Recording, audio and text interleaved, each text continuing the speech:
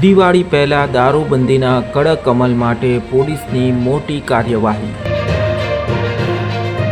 Ahmedabad zone 7 ડીસીપીએ 37 લાખથી વધુના વિદેશી દારૂના જથ્થાનો નાશ કર્યો છે।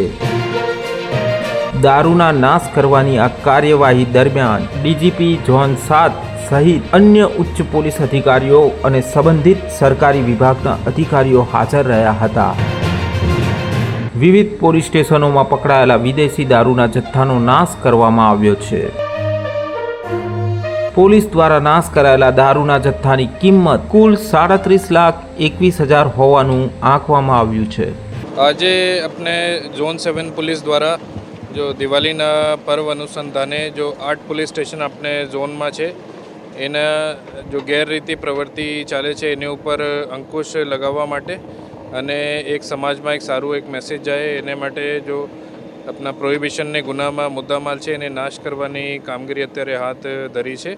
एमा 8,500 जेटला बोटल जेनी कीमत 37 लाख जेटली है અને 160 જેટલા ગુનાઓમાં જો મુદ્દામાલ જપ્ત કરેલા છે એને નસ્ત નાબૂદ કરવાની કાર્યવાહી અત્યારે ચાલુ છે।